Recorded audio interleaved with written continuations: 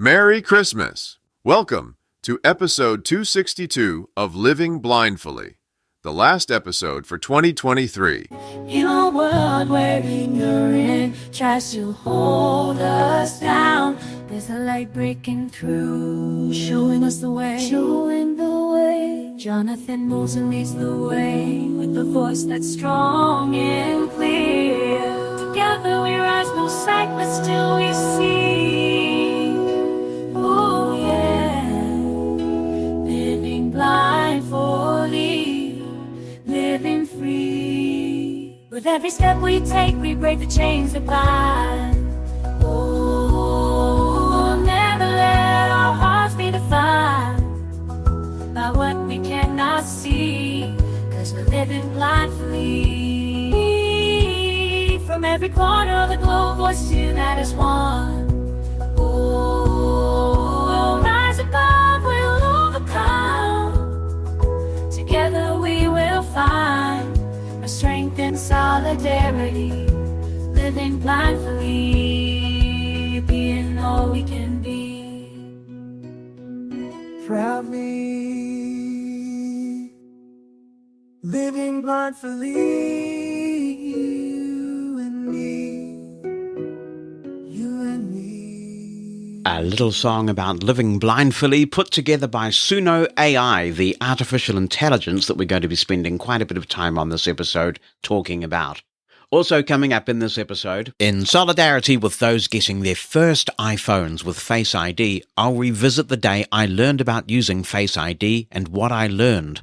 There's more on the serious bug affecting drafts and some other apps, and because we never shy away from the controversial topics on this show, we're even going to talk about Marmite.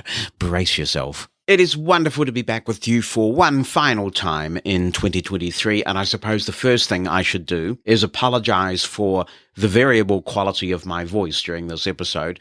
We put things together at different times, you see, so at some point I will be sounding a little bit blocked up like this, and at maybe other points I might be sounding even more blocked up, and then at other times it sounds like there's nothing the matter with me at all. Isn't it marvellous what technology can do, weaving it all together?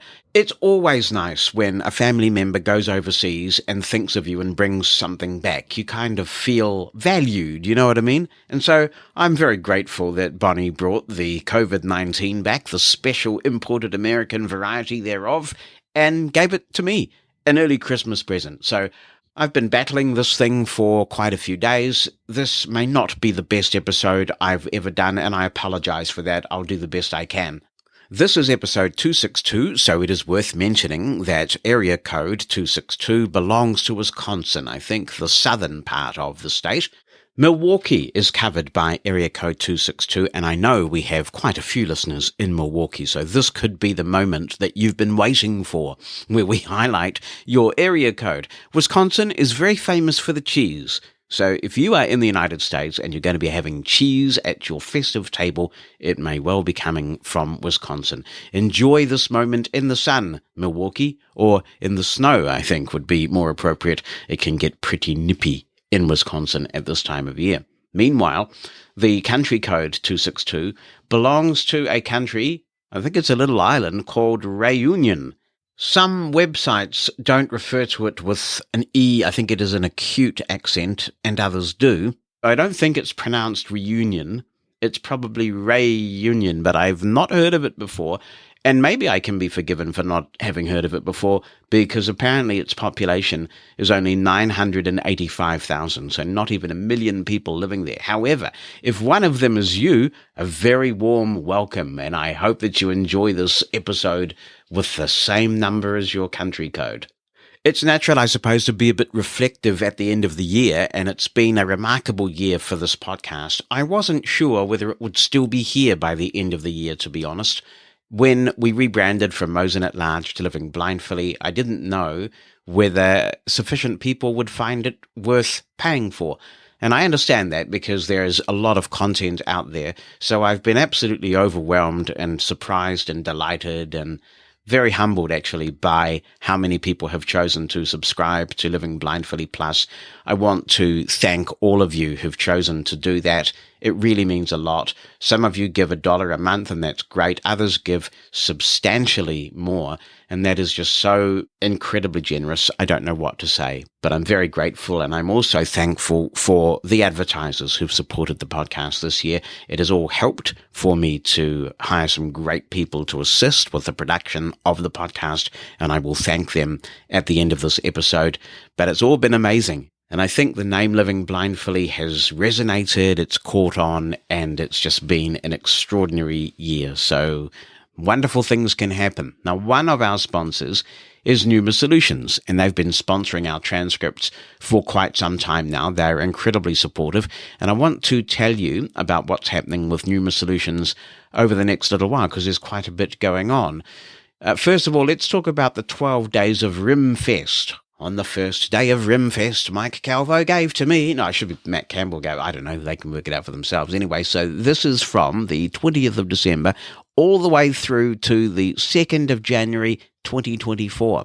The first thing you need to know is that Remote Incident Manager will be absolutely free for anyone and everyone to use. I mean, dude, if you've always wanted to check out RIM, now is the time. And this is a good time because if you're a little bit tech savvy, you know what happens. You go home and mum or dad or aunt or uncle or sibling or whatever wants you to fix their computer for them. And sometimes it's just easier to remote in, especially if it's an unfamiliar keyboard. There are all sorts of scenarios here. Or maybe you could use some help yourself. Maybe this technology is just frustrating and you could get some help through RIM. Knock yourself out, as my American friends like to say, and do it through RIM as much as you want during the 12 days of Rimfest beginning on December the 20th. Also, back by popular demand, the standalone weekend support package, offering unlimited time for interactive sessions over the weekend, is once again discounted from $99 per year, which was a great deal anyway, all the way down to $50 per year. Those who buy during this promo period will lock in the discounted rate. After January the 2nd, the RIM free-for-all will end and the weekend support will be back to $99 annually for those who buy it as a standalone offering. And I should also mention that there is a little bit more. As I said last week, Scribe for Meetings is free all the way through to the end of December as well, if you've wanted to try that out. And if you want to learn a bit more about Scribe for Meetings, you can, of course, go to the Numa Solutions website. But we also featured Scribe for Meetings on a previous episode. So if you go to livingblindfully.com and search for Scribe for Meetings, you can find out all about the value of that and take it for a spin before the end of December. All happening at Numa Solutions. Find out more at pneumasolutions.com. That's PNEUMA solutions.com. One of the things that I'm quite heartened by is how many younger people seem very interested in assistive technology history and internet radio history. And there's this archive floating around of all my original main menu shows, and there are some young people who have this encyclopedic knowledge of stuff that I've done that I've long forgotten. But I like history of certain kinds as well. You know, I love listening to old recordings of news events as they broke and various things like that. So I thought I would just mention that there is a bit of a milestone coming up for me, and that is that over New Year, it will be 25 years since I did my first live broadcast with Shoutcast. I had been doing on-demand audio for quite a long time before that. Those of you who've been around a very long time will recall my website, which was called The Arena, and we had a feature called The Voice Behind the Keyboard, where we had a bunch of people who just introduced themselves, essentially. It was a novelty thing at the time because we knew these names on email lists, but we didn't know what people sounded like. So I set this thing up on the web called The Voice Behind the Keyboard. And if you had a little bit of tech knowledge and the ability to make a real audio encoded file, then I would upload it to this website called The Arena, and people would be able to hear the voices behind the keyboard. But this is live stuff we're talking about. Normally, at New Year's, I do a Welcome to the New Year thing live from New Zealand, and we'll probably do that again, and I may well play some old recordings as part of that. That normally happens at 9 p.m. New Zealand time on New Year's Eve, going into the new year, because we're pretty much the first country to see the new year. So it's kind of fun to broadcast from a new year while most people are still in the old year. We beta test it so you don't have to. We kick the tires to make sure that 2024 is fit for purpose. So I may well delve into the archives and play some very old recordings and reminisce a bit. But I do remember my first Shoutcast broadcast very well. Sadly, I don't have a recording of it. I don't think the technology existed for you to archive live recordings at the very beginning. But Shoutcast was MP3-based technology. It came from a company called Nullsoft, who made Winamp, and it was quite a breakthrough, really, because before Shoutcast came along and kind of democratized streaming audio, it was quite complicated to set streaming audio up. Real audio was the dominant technology then. Microsoft also had something called Windows Media Audio that was a rival to Real Networks and was also used for streaming audio. But when MP3 streaming came along through Shoutcast, and the software was free, relatively simple to set up, and the client was easy to use because you could just use Winamp itself, I knew that this was a breakthrough moment for the blind community and that they would embrace this. I was running an email list at the time called the PC Audio List, and I remember posting an email to that list, and it said in the subject line, Shoutcast, yes, yes, yes, which was a pretty strange subject line to think about it, but I was really captivated by this. And I was pretty confident that a lot of blind people were going to use this and get involved in internet radio. And during that first stream, only a couple of people tuned in.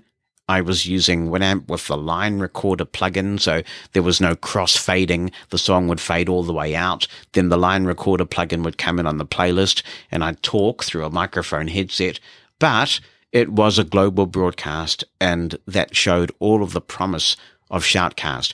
I was not supposed to be distracted by that. My then wife and my 2 children at the time were away at the in-laws because I was working on my master's thesis. I was working full-time as a government relations professional, but the organization I was working for had also put me through a master's degree in public policy, which I was doing part-time. And this was our summer, obviously. It's when I take a big break from work, and I was supposed to be finishing off the master's thesis. And I took a break. Everybody needs a break from time to time. Looked at my email, found out about the release of Shoutcast, and got a little bit distracted. I did manage to finish the master's thesis, but it also gave me this internet radio bug, and the rest is history. I mean, there have been some amazing highlights for me in this internet radio thing over the last quarter century. Founding ACB Radio was a great experience. And then working with so many talented people, really, we wrote the rule book on that sort of project. We learned as we went along. We developed protocols. We built concepts. We taught a lot of people as well. That's the thing I'm most proud of as I look back over the last 25 years. Whether it was SoundForge tutorials being conducted live at the ACB convention, or various other audio tutorials I've done, or just mentoring people, I think as I look back and I see so many people that I've worked with still doing internet radio and thriving in whatever station they've chosen to work with, I'm very proud of that legacy, of that contribution. Of course, Mushroom FM is now so well established and a part of people's lives, and at Christmas in particular, I'm reminded of this, that for many of us, Christmas is a happy time. Particularly for me this year, it's going to be an incredible time with my first grandchild. But for others, it's a very sad and difficult and lonely time. And I know that Mushroom FM keeps a lot of people company during those tough times. We're familiar voices, we're companions, and that's an awesome responsibility. One of the big highlights, of course, over the last 25 years was the We're With You concert, the concert for Ukraine. That was just an incredible project to be involved in. And despite sitting here and coordinating that for, what was it, over 12 hours, I think, by the end of it, I was just so full of adrenaline, inspired by the incredible talent that this blind community has in its midst, and that so generously contributed their music and their time, and how many listeners contributed their dollars to the effort to assist blind Ukrainians, those who stayed behind and those who left. So it's been an amazing 25 years doing this internet radio thing. And if I've had the pleasure of working with you at any time during that period, thank you. If you've listened, well, a very special thank you. You're what it's all about. Last week, we talked about a very serious bug that has crept into iOS affecting some third-party apps, whereby if you double-tap an edit field of an existing document of some kind, and we see this in drafts, and we also see it in the Day One Journal app, there are probably others, you can't give focus to the edit control to do any editing of the existing text. This is a VoiceOver-specific bug. If you turn VoiceOver off, it all goes away. Kimberly, it's good to hear from you again. Kimberly, hope you're doing well. She says, I am writing from Bowling Green, Kentucky. What an absolutely awesome place name that is. Bowling Green, Kentucky. I wanted to tell you of a workaround I have discovered for editing a previously created draft. I find this bug most prominent in the Drafts app. What I do is open the draft I want to edit, get frustrated that I can't actually edit it, then triple-click the side button to turn off VoiceOver. After that, tap once on the screen where you think the draft text is located, then triple-click the side button again to turn VoiceOver back on. After that, double-tap in the text, and voila! And Kimberly's actually got the proper little accent over the A in voila. That's impressive. There is a cursor, she says. It is by no means perfect, and it is extremely frustrating, but it does work. Thanks, Kimberly. Yes, that would work because you're turning VoiceOver off, and VoiceOver is the problem. I have heard back from Greg Pierce, who's been communicating with me about this, and he says he's found a workaround, and that a new build of Drafts will be hitting the App Store very shortly that will work around this issue and resolve it. It is such a shame that an indie developer has had to spend so much time working around this Apple bug when you consider how many resources Apple has, and he's just one guy, but it's also evidence of what a great developer Greg is. He represents all that is good about the active, vibrant, indie, third-party developer community. And I'm grateful to Greg for spending so much time on this. I do hope, though, that in due course Apple will fix the bug, because it's not only Drafts that is affected, and not everybody's as diligent as Greg is. I've got the 17.3 Beta 1 installed, and sadly the bug persists. Stay informed about Living Blindfully by joining our announcements email list. You'll receive a maximum of a couple of emails a week, and you'll be the first to learn about upcoming shows and how to have your say. You can opt out anytime you want. Join today by sending a blank email to announcements-subscribe@livingblindfully.com. Why not join now? That's announcements-subscribe@livingblindfully.com and be in the know. Patty Chang is writing in, and she says, hello, just dropping a note to express my thanks for the segment in 256 regarding experimenting with hearing technology. My husband, Francisco, and I dance a lot, to say the least. The environment is noisy, and people are also conversing. I have used the customizable settings outlined for my AirPods, and the difference is amazing. I tolerate the loud music better, but more importantly, I hear much more of the conversation around me. Makes me more social during dance. I think I even hear better than others now in terms of what is being said. Have to wonder if I was missing people asking me to dance before I started wearing the AirPods and using these settings. Thank you very much for writing in, Patty, and thanks again to Elijah, who wrote a very comprehensive summary of hearing technology. It really was very well done, and it just goes to show, Elijah, it was worth it. You made a difference. Avnish is writing in as he continues his relentless quest to conquer his iPhone 15 Pro. Dear Jonathan, thank you very much for the lovely podcast episode 259. Well, one does one's best, you know. He says, I wish my emails to you were less frequent, now and then only. Oh, now and then, such a good song. Actually, he says, I only write to you when I can't find any solution. No pressure. On my now not so new Apple iPhone 15 Pro, it's 2 months old, I have a new problem. When I answer a call, yes, I do use this device as a phone also, I usually find that the volume is low, so during the call, I increase the volume to the desired level. After the end of the call, I hang up. I have noticed that when I get another call, the volume has again gone down to the lowest level, and I have to increase it again. This is very annoying. Every time I get a call, I have to increase the volume, and this is quite irritating.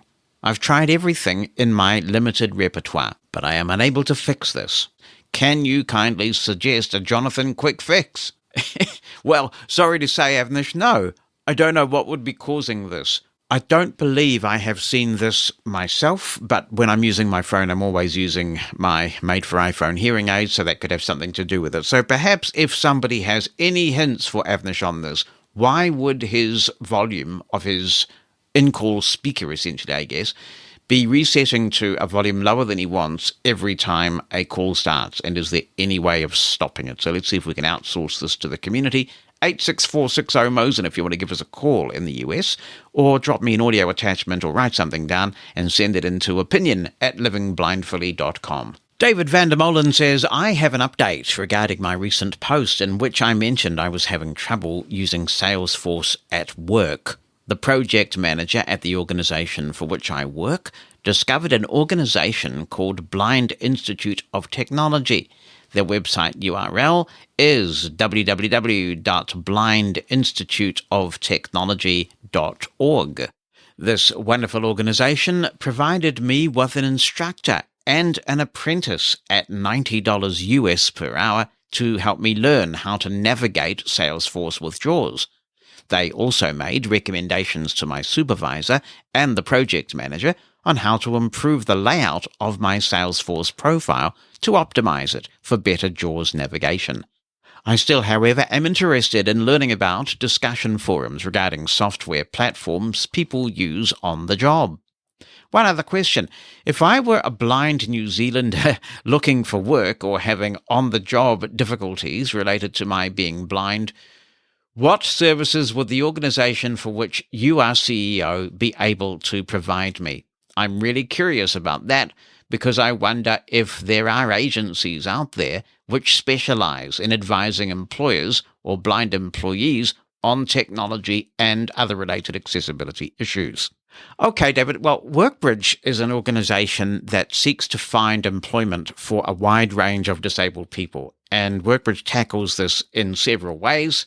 On the supply side, if you will, Workbridge makes sure that somebody's CV is up to scratch, that they've got the skills for the positions that they want to pursue. It can then reach out to employers. It works quite extensively with employers to try and increase the demand side. So obviously, if you've got a great product, it doesn't matter if no one wants to buy the product. And unfortunately, there are so many misconceptions that persist about what disabled people can and can't do that when you start to go through higher periods of unemployment and labour is plentiful, often disabled people are the ones who suffer most. So it's important that disability confidence programs are run and available and that people are able to just talk candidly through the fears that employers have. That is essentially what Workbridge does. If it's coming down to providing assistance with technology, right now that is not Workbridge's role. So you would have to seek that advice as a blind person elsewhere. Workbridge is a pan-disability organisation, and it doesn't employ specialists who know about various assistive technology, especially when you're pan-disability.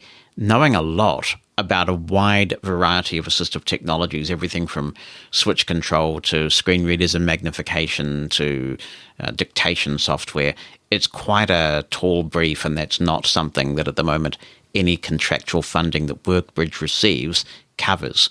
So you'd have to seek that elsewhere. Hope that helps, and I'm really glad that you've got some progress there. Hello, Jonathan. How are you? A fig from Israel is here, and yes, you can hear my Apple Watch speaking for some reason. Someone asks about Salesforce and if Salesforce is accessible. So, Salesforce is indeed accessible. I'm working with Salesforce in my day job. It's Strauss Water. I'm investigating a customer's account and their shipments, their assets. Salesforce is really accessible, but with every complex CRM, there are a few accessibility strange bug. For example, when I'm opening a case, I'm going to like an asset and then opening a case, or recording something on the case, like typing and then saving the what I'm documented on the case. It says alert success, case XXXXX has been created, JavaScript, and then it's verbose few times and it's repeating itself few times. I'm opened a ticket with Salesforce on January 2022 and nothing has happened since then. Salesforce have an accessibility team, accessibility department. I think they're doing good work, except, their priority to accessibility bugs is a bit strange. Matthew Whitaker is back with a follow-up. He says, I wanted to follow up on my previous message regarding my plans to switch over to a Windows environment for music production. After some more careful consideration, I've made a few adjustments to my settings that I wanted to share with you. Firstly, I've decided to change my mixer to the Midas M-I-D-A-S M32. I've found an app that is fully accessible with NVDA, allowing me to control almost every aspect of the mixer independently, without relying on sighted assistance. This decision will greatly enhance my music production experience. In addition to the mixer, I've also decided to focus on getting a desktop PC, specifically the Sweetwater Creation Station. Your Creation Station! Yeah, that's a great name, isn't it? While there are 2 models available, I'm leaning towards the 400, which I believe will meet my requirements. Regarding laptops, I've been exploring the Framework computers. They offered the flexibility to easily swap out various parts, which is quite intriguing. The upcoming Framework 16 model has caught my attention. I'd love to hear your thoughts on this option and whether it might be a good fit for my music production needs. Lastly, I've decided to go with the Evo 16 interface, which I must say your demo of it, Jonathan, was fantastic. It solidified my choice, and I'm really looking forward to integrating it into my setup. I appreciate your ongoing support and guidance in helping me create an accessible and effective music production environment. Your expertise has been invaluable to me, and I'm excited about the possibilities this new setup will bring. Thank you once again for your assistance, and I look forward to hearing your thoughts on the Framework laptop and any other suggestions you may have. Well, it's going to be groovy when you're all up and running and creating things with this new setup, Matthew. It's always exciting to do the planning and the shopping, and sometimes it can be a bit daunting to do the setup because you've got a whole lot of new tech to get used to, and that can be a bit difficult, but I'm sure it will be worth it, and you're obviously being meticulous about your research. My one question, and you know your needs far better than me, but I'll ask the question just in case it's helpful. I wonder if you would need the mixer if you're getting the Evo 16. Because the Evo 16 will allow you to create different mixes, sub-mixes, mixes that you can send to headphones, mixes that go out to certain channels. And it seems to me that something like the M32 might only be necessary if you're going to be doing a lot of live work. So if you're going to take it out and do live performance, and maybe that is the case, but you might find a bit of duplication between what you need to do with the mixer and what you can actually do with the audio interface. So that might save you a bit of money potentially. The desktop PC makes a lot of sense to me. Typically, I've always had those custom built for me. In previous years, I would work with a PC builder very closely. Now, I've got Henry, the wonder son-in-law, Heidi's husband, and he builds them. And we've built PCs for a few blind people around the country actually now. And there's something very bonding about sitting down and actually choosing every single component carefully. And obviously this PC, this desktop here in the studio, was designed to be super quiet. It was designed to be performant. and it's a really good machine. I don't think we've touched what's in it since maybe about, I think in 2021 or 2022, we replaced an optical drive, but the guts of it, I think, has been largely the same since 2019, and it's still rocking and in very good shape. So I like the custom build. But obviously, if you're going to a company like Sweetwater that specializes in music production, I'm sure that they will see you right. In terms of the framework computers, I've only read about them, and we've talked about them here on Living Blindfully in the context of the Optima computer, which Adi Kushner and Orbit Research are working on, and I'm looking forward to seeing whether 2024 brings that product to market. But the reviews seem pretty favorable overall. You can certainly Google for reviews on the framework products, and quite a few come up.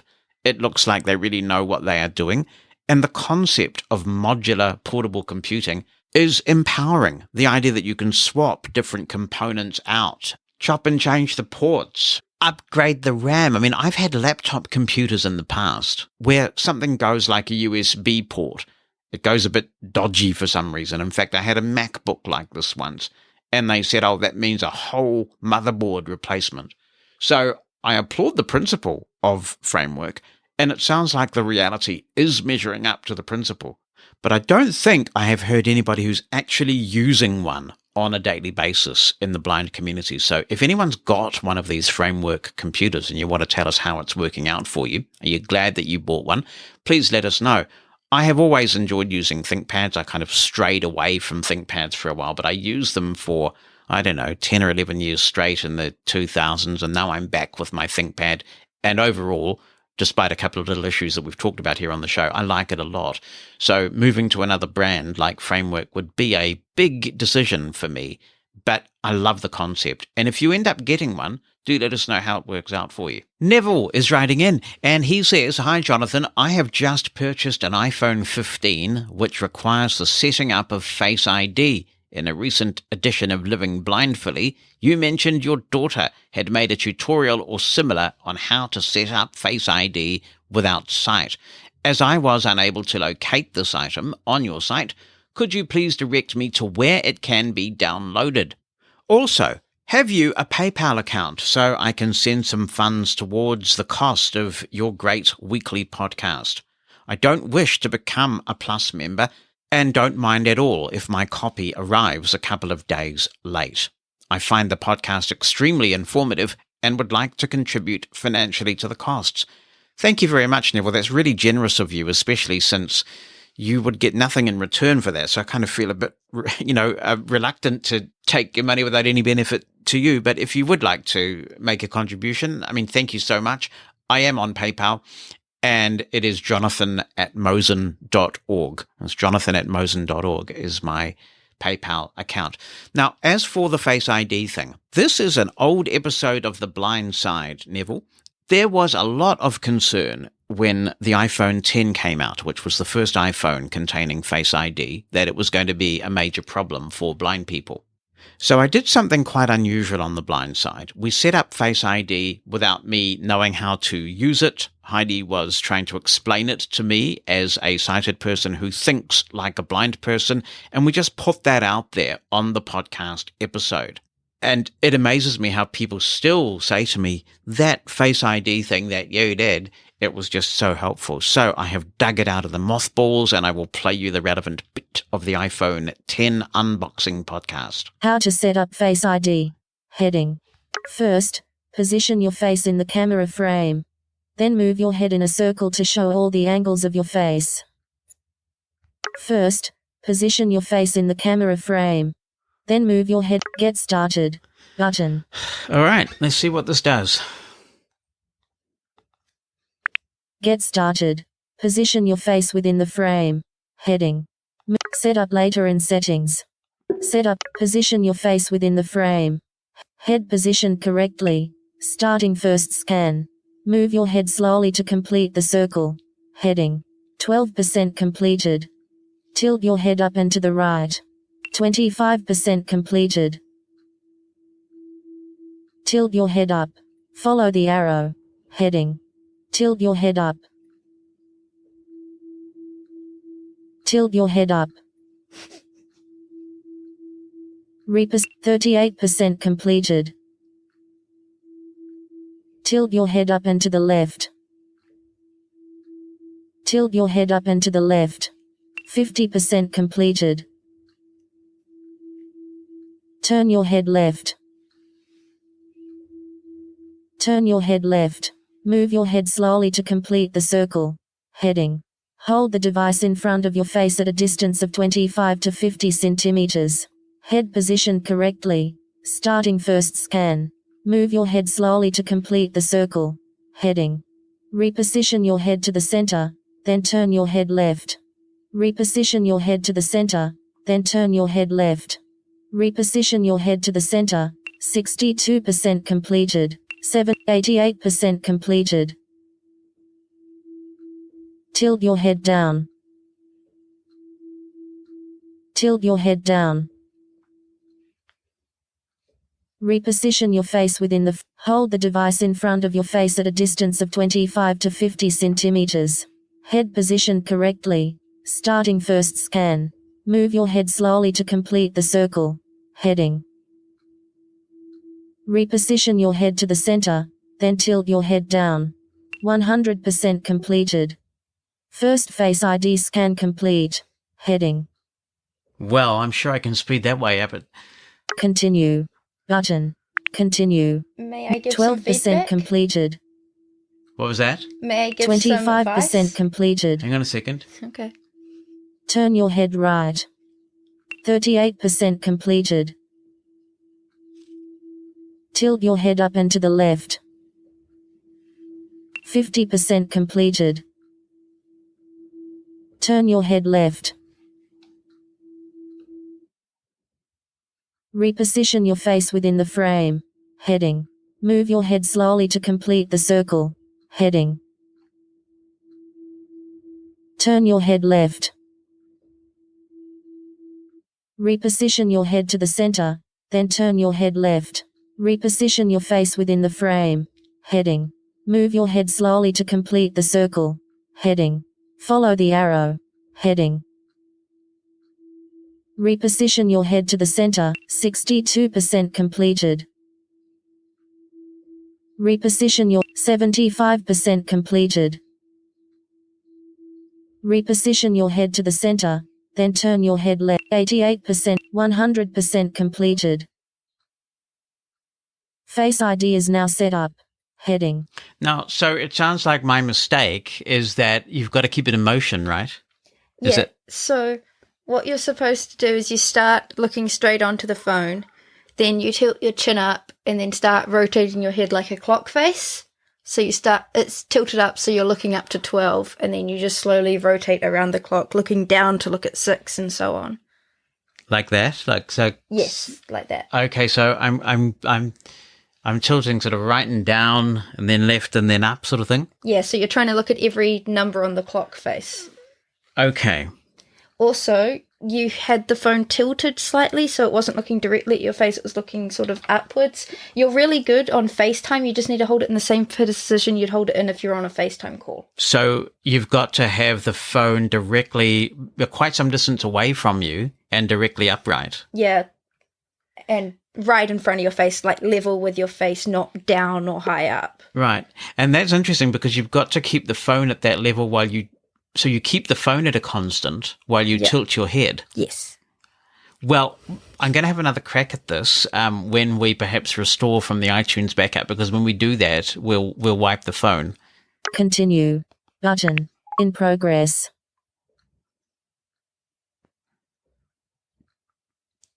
I understand that if you're doing it correctly, the Face ID setup process is really quick. And of course, there's no documentation. There will be soon because I'm writing iOS 11 without the I. And by the time we get that chapter Screen written, dimmed. I'll have a lot of hints on how to In do this progress. correctly. What's happening is with the iPhone 11:50. 10, if you tap the screen, it wakes up. So you tap the power button, then it goes to sleep. And then if you just tap the screen, 12 p.m. yeah, like it's like the Apple Watch. Now I just look at it, flick up, and And then I think we're at the screen. So it's going to take some getting used to. Let me, while this restoration is going on, get 12 used to that. PM. So I'm looking at the phone. It doesn't like that your microphone's in the way right now. Oh, all right. Okay. Try again. Oh, didn't like that at all. All right. Let's try again. I'm going to move away from the mic, give it a clear view of me. 3 notifications. Oh, wow. Okay. 12:01 PM.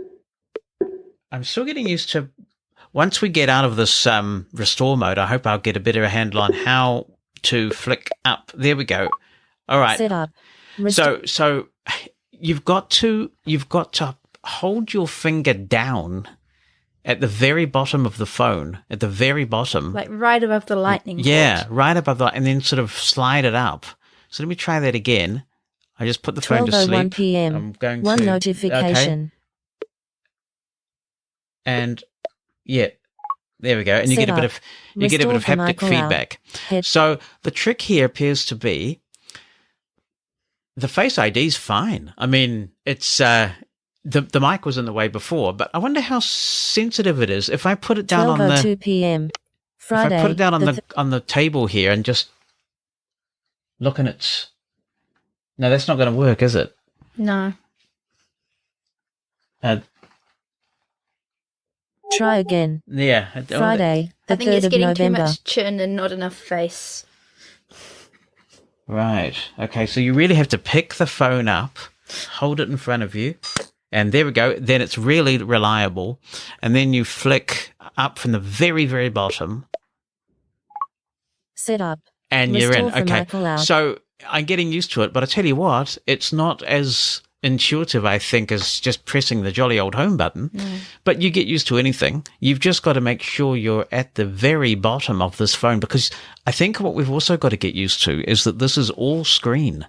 And so even at the very, very bottom of the phone, it's touchable Screen area. dimmed. There may be a bit of a learning curve here for a blind person. I think because for a sighted person, working with cameras is really intuitive. Yeah. For some blind people who haven't done much with their camera or just getting used to how far you have to be from the phone, it could be, there could be some bedding down issues with this. And All I right. also see an issue where sighted people would pick up their phone to use it anyway, whereas blind people might just unlock it and leave it off to the side, not looking at it. Well, that's exactly right. And one of the things I said was that if I were not in need of this phone for business purposes, I probably wouldn't get it because I like using the phone in my pocket all the time, and I just unlock it with Touch ID and it stays in my pocket. Now, I appreciate that's a very uniquely blind use case because everybody else has got to see the screen, so you can't complain about that going away.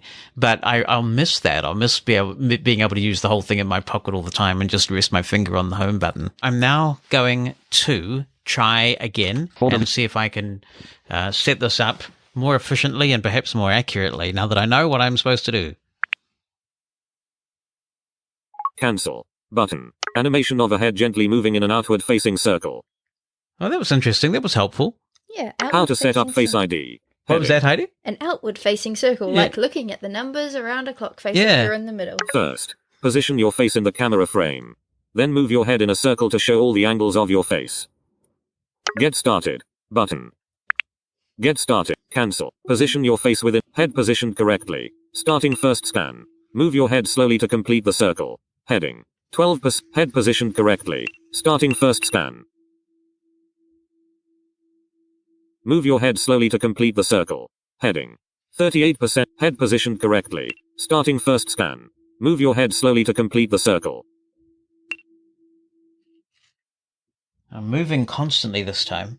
Head positioned correctly. And it's getting Starting vibrations. first scan. But it, Move it's 100% resetting. Oh, completed. okay. It keeps First Face losing ID your scan face. complete. Heading. What was that? Every time it says something like face in correct position, it means it had previously lost your face. And Right. I think you're holding the camera a little too low. You need to hold it like level with your face. Like, Well, it was a lot quicker than last time, though, so we're making some progress. Let's try with the second scan. Continue. Button. Continue. 25% complete. 38% completed. 50% completed. 62% completed. Tilt your head down and to the left. Reposition your face within the frame. 75% completed. 100% Oh, completed. that's better. Face ID is now set up. Wow, Heading. that's not so bad. So you've a number of factors I'm learning from this. You've got to keep your head in constant motion. You've got to keep your head moving. And you've got to make sure that when you start this process, it's as if you're having a FaceTime call with Apple. So you've got to think of it as talking via FaceTime, and you have got to get the knack of not moving the phone. Move your face around as much as you like, but leave your phone as the constant. Is that a fair summation? Yes, that is. Yeah. All right. Done. Done. That was much Button. quicker. Reset Face ID. Button. And so now I'm going to lock the screen, and I suspect we got a better scan. Let's just try powering up. There we go. 12:45 Swipe p.m. up. Oh, sweet. Settings. Sweet. Heading. Right. So let's just try that again to make sure it wasn't a fluke. So we'll lock the screen, and we'll hit the button. 12:45 And- p.m. Oh, mate. Yeah, okay. All right. Okay. So I am going to take some great care to write this up in some detail in iOS 11 without the I, and I'll do this several times, and we'll get the wording right and provide a guide here. But that's basically the gist of it. Look directly at the camera as if you were FaceTiming someone. Keep your head in a constant motion, looking at all directions of the clock face. So you get all the way to sort of 3, 4 o'clock, and then you go all the way back to 9, 8 o'clock. Yeah. Unfortunately, your head won't swivel all the way around, or you'll break yourself. No, Yep. but a way I'm sort of imagining it Yes. is that your nose is trying to point towards these different numbers and the clock's slightly in front of you. So your nose is the hand of the clock.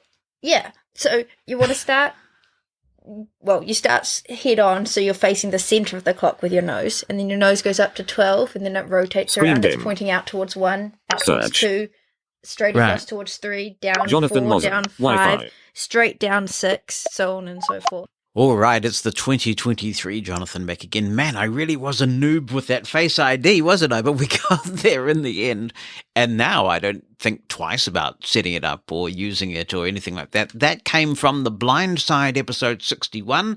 The Blind Side podcast is still out there in podcast land, so you can subscribe to it. There are no new episodes, but all the original episodes from 2016 through till 2018, I think it was, are all in there, and that's episode 61. Thanks to Hable One for being a sponsor of Living Blindfully. Many people understand the power and benefits of smartphones, but they'd rather have physical buttons, not touchscreens. With Hable One, you can have both. Hable One is a portable keyboard for your Apple or Android smartphone that easily fits in your pocket or purse. With the press of a button, launch and navigate all your favorite apps, play and pause music and podcasts, and even send messages by typing faster with the Hable One, though no Braille knowledge is required at all to make use of the powerful portable keyboard functions of Hable One. It's easy to use when you're on the move, and it gives you added peace of mind because you can keep your smartphone out of sight while fully controlling it. So you can safely access your bank account with privacy and security in public places while your phone is in your pocket, for example. It's easy to get started with Hable One with clear documentation and plenty of YouTube videos showing exactly how it works. There's a Hable One distributor near you, including Vision Australia, AC Guys, and Amazon.com in the USA, or buy from the Hable website itself. To learn more, visit iamhable.com. That's iamhable.com. Hello, Christian Bertling. He says, "Hey, Jonathan, I have a quick question. Is there any way to change the Wi-Fi network for Sonos if you're moving, for example, or if you have a Sonos Roam and you take it somewhere that is Wi-Fi, like a hotel, for example?" I haven't tried to do this much, Christian, because when I travel with the Roam, I typically just use it as a Bluetooth device, and I use it with my computer or my phone and just blast the music, and that works really well. The first thing to be mindful of is that a lot of hotel networks are going to require authentication. They take you to a web portal. You need to enter your room number or some sort of magic password they give you. The Sonos Roam is not going to be able to connect to a network like that. If you have access to a standard Wi-Fi network that just takes an encryption key then you should be able to add that and switch to it. And that is found in the Sonos app. And you go into Settings, and then System, and then Networks. And you can add a new network there. But don't expect it to work in most hotels because it just won't, and that is the same for most Wi-Fi speakers. Let's turn to the important subject of making technology available in developing countries, and Jeannie Willis says, "Hi Jonathan, I'm so pleased you have started to open up the discussion about the difficulties in access to assistive tech in developing countries. Even here in New Zealand, I think many of us struggle with the cost of equipment and software being in effect twice the price as for someone in the US in real terms compared with what we earn. But obviously this is completely out of reach in many developing countries who often have no government or other support agencies to assist in any area.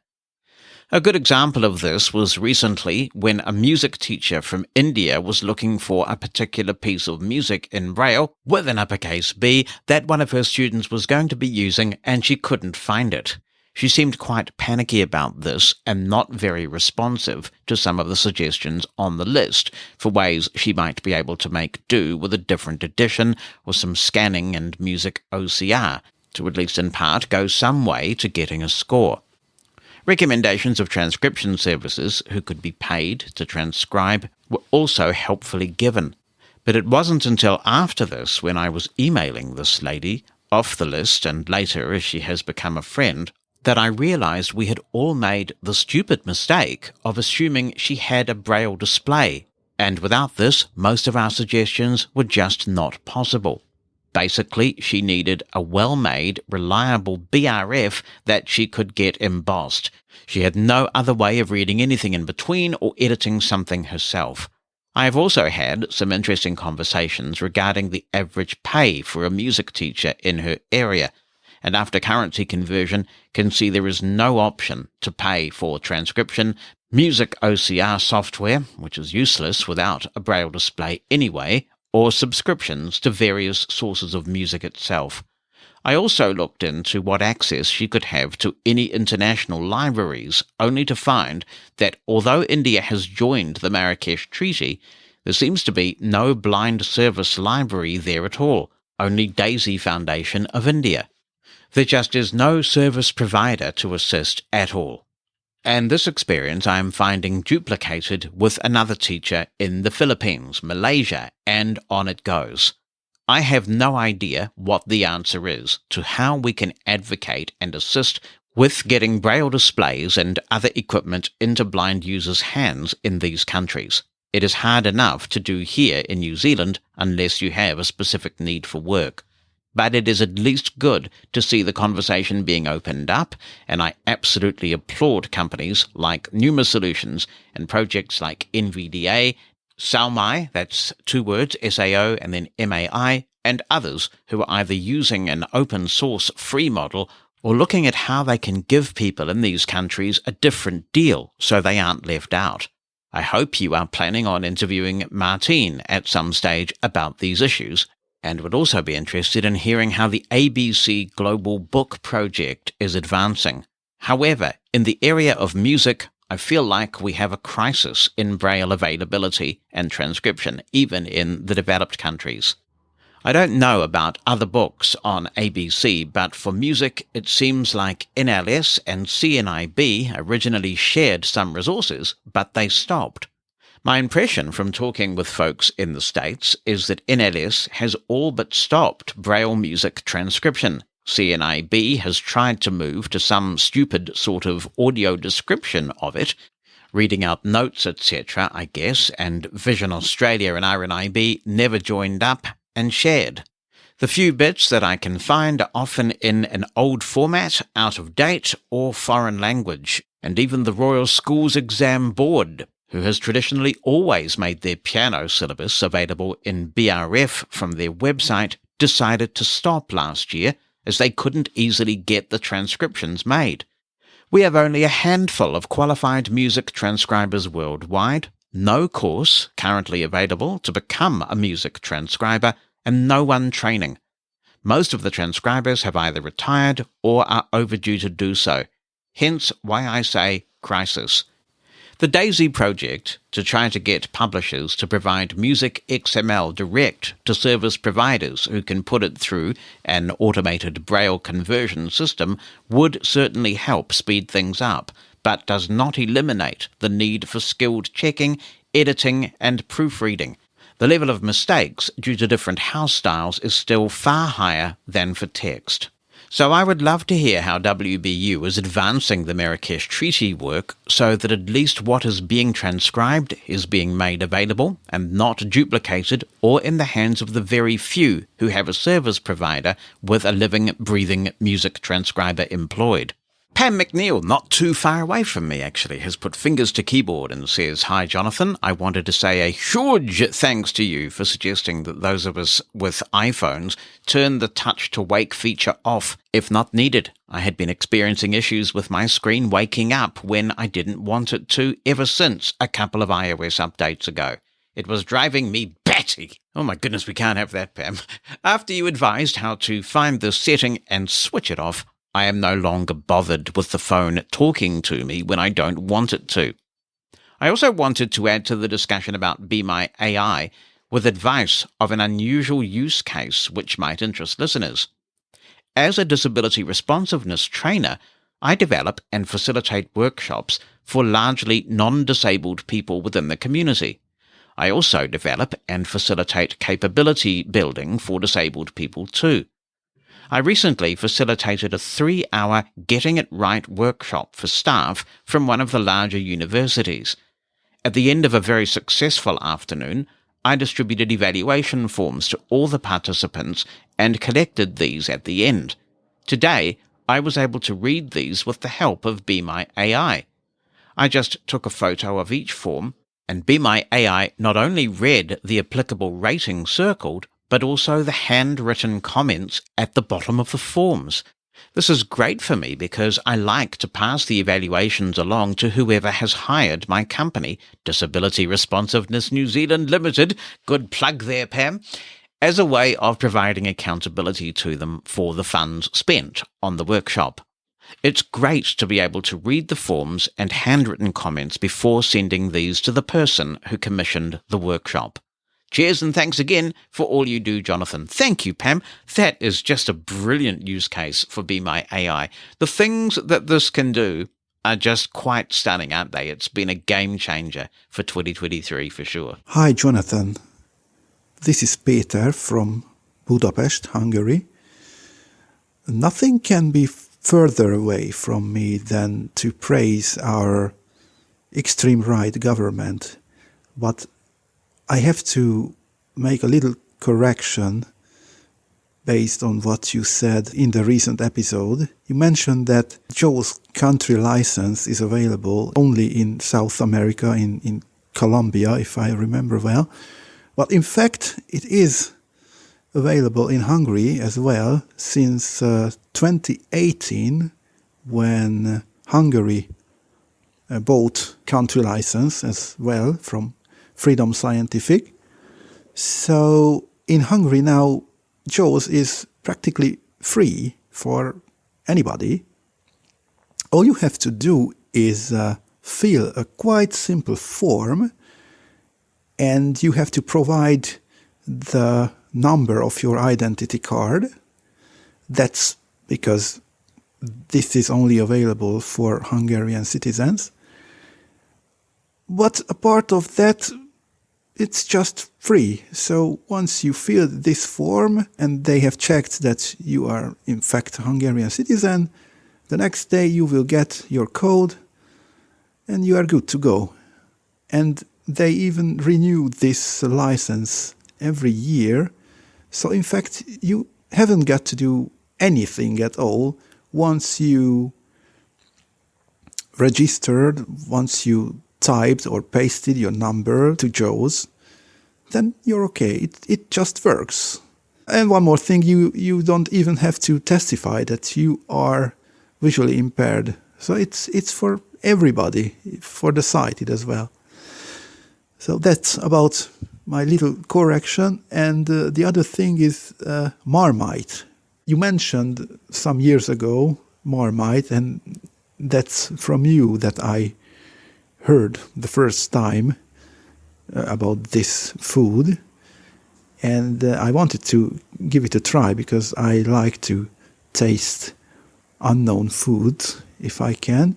And one of my friends lives in Brussels, and she just met one bottle of Marmite in a shop.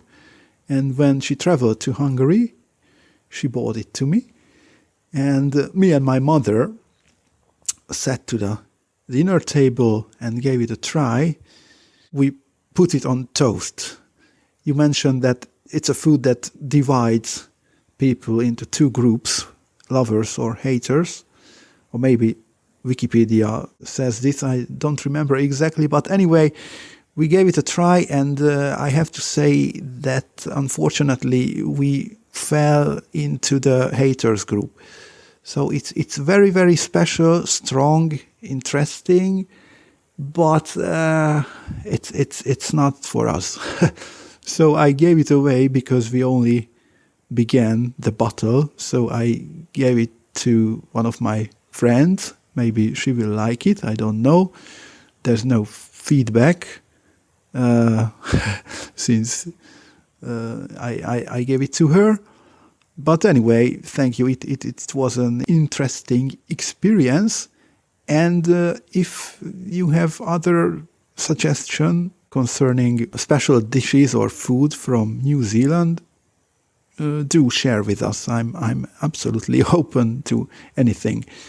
Let me wish you a Merry Christmas and Happy Holiday, and for all your family, goodbye. It was Peter from Budapest, Hungary. And a Merry Christmas to you and yours, Peter. Thank you for listening to the podcast and for your contributions. Let's deal with these in turn. Thank you for the correction. I was still involved with Freedom Scientific back in 2018 when that Hungarian site license was put together, and I'd completely forgotten about it. Sorry, Hungary. So it is great to see that that is available in Hungary, and I think this is a way forward.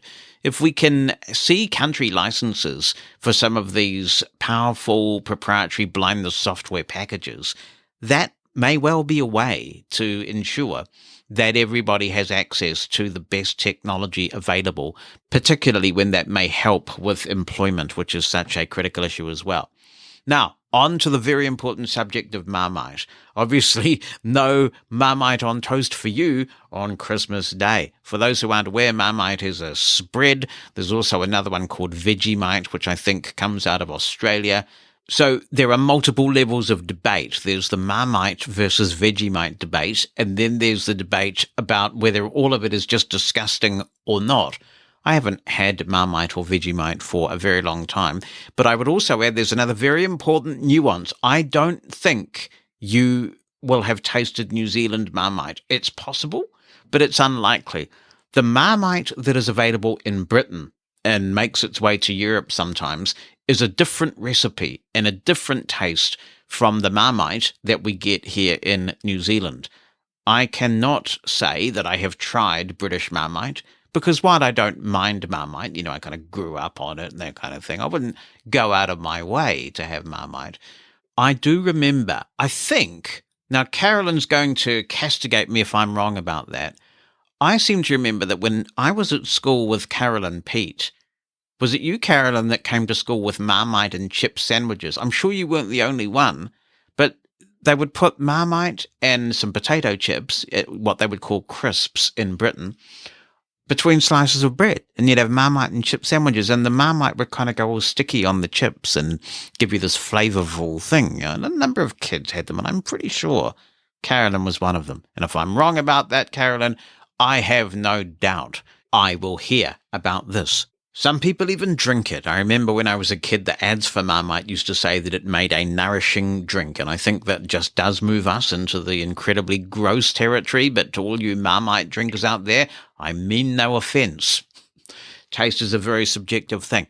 But what I want to emphasize is that the Marmite recipe in New Zealand is not the same as the Marmite manufactured in Britain. And the reason why I found this out is because Jenny Leigh Fleury is the head of accessibility at Microsoft, and I have had a bit of back and forth about this over the years, because Jenny does have some New Zealand connections, and she has told me repeatedly that the Marmite we have in New Zealand is not a patch on the Marmite that you get in the UK. I really should investigate this, I suppose, and see if I can taste the difference.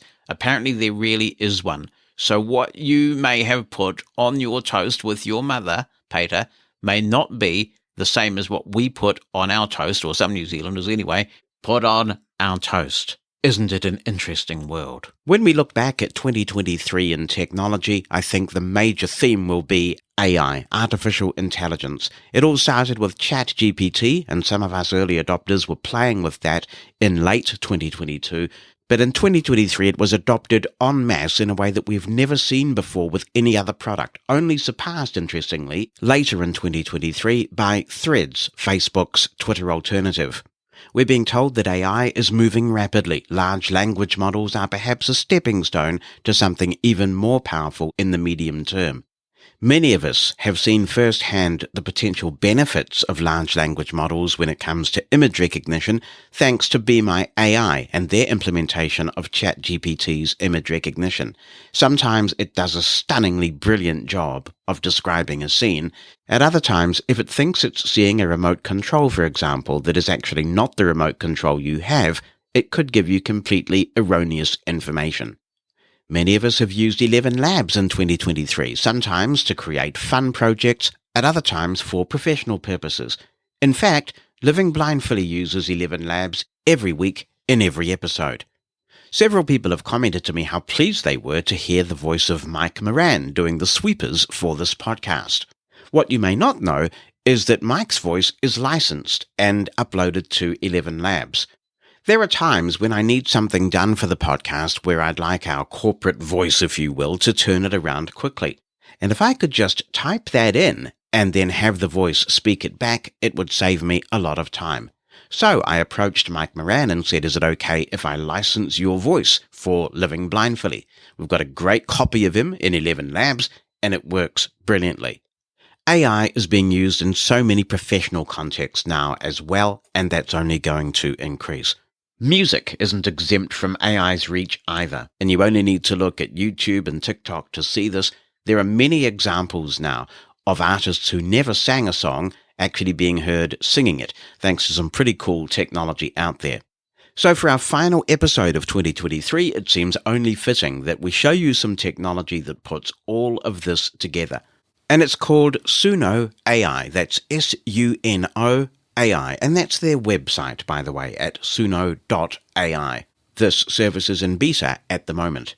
If you find it difficult to write lyrics and you don't know a note of music, Suno.ai can still help you to come up with a musical creation that actually can sound credible. It's fun to play with this at a basic level, but you can also give it some metadata, little bits of instructions that help guide the artificial intelligence to produce what you want. I'll show you a couple of examples of songs that I've produced with Suno.ai, and then we'll go through the user interface and talk about how you can use this. The first example I want to play is a song that I had it produce for the Mosin Explosion, my internet radio show on Mushroom FM. Now, broadly speaking, there are two ways that you can produce a song with Suno.ai. One is to give it some instructions, kind of like a prompt when you're typing into ChatGPT. And that's what I did in this case. The other is that if you want to, you can write the lyrics completely yourself. You can give it a poem and essentially ask it to set it to music. In this case, I told it to write a song about the Mosin Explosion radio show on Mushroom FM, and I think I gave it some other details about the time that it airs and that Jonathan Mosin is the host. And the lyrics it came back with definitely have a ChatGPT feel to them, because it is using ChatGPT to generate the lyrics.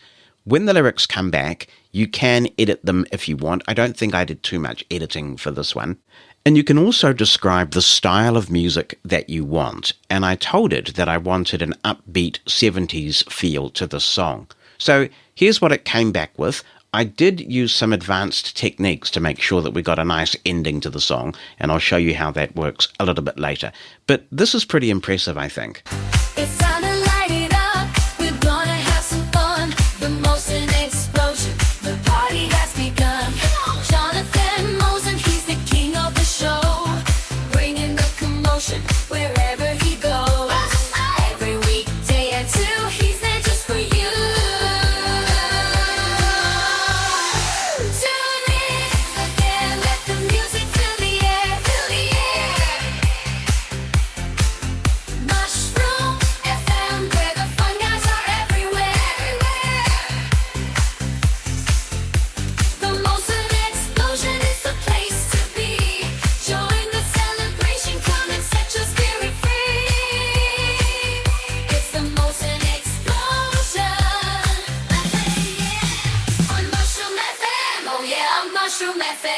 One of the cool things I like about Mastodon is that so many of us are just experimenting with technology and sharing our experiences. So I learned about Suno.ai from Mastodon, and this is the first thing that I actually got out of it.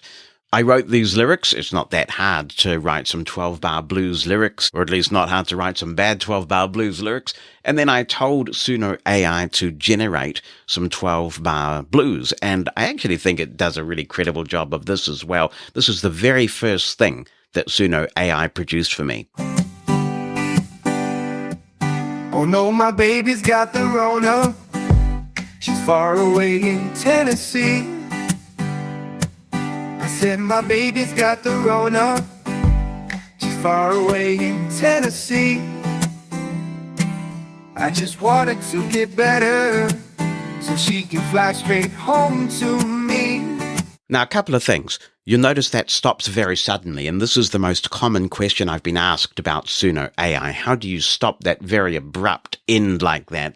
The other thing is, it's not a perfect 12-bar blues. I would have thought on the second line of each verse, the line that repeats the first line, you would go for a major seventh chord on the subdominant. That would be consistent with a 12-bar blues pattern. So I don't know if it did a 100% perfect job of it, but it's a credible job of it. I'll give you two more examples that show you different genres that this can do. I produced this one because every day at 10 a.m. at my office, we go through the quiz from The Post, which is the Wellington newspaper.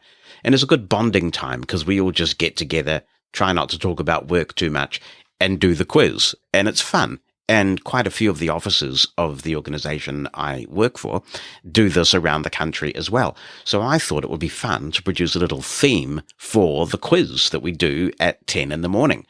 These lyrics are mine, so I typed in all the lyrics for this one and told it that I wanted some jazz. Here's what it came back with. Well, come on, everybody. The clock has struck 10. So it's time for everyone to do the quiz again. Forget all your troubles and relax for a while. Let's answer all 10 questions and do this thing with style. Quiz time, quiz time. The highlight of our day. Quiz time, quiz time. 3 cheers, hip, hip, hooray. 3 cheers, hip, hip, hooray. Let's get all 10 today. And again, that's an early example of my Suno.ai experiments, so it does cut off abruptly as it is wont to do, and we'll cover that when we do a demo of the Suno.ai user interface. So it sounds a bit like Ella Fitzgerald or Sarah Vaughan, but it's not particularly melodically catching, and of course this is the challenge that they have. Most of the good melodies are taken, you know, and they have to be quite careful not to plagiarize. I'm sure that is a real concern for the company. And to try and minimize that risk, you can't, in the instructions for the kind of thing that you want produced, say that you want it to sound like a particular artist.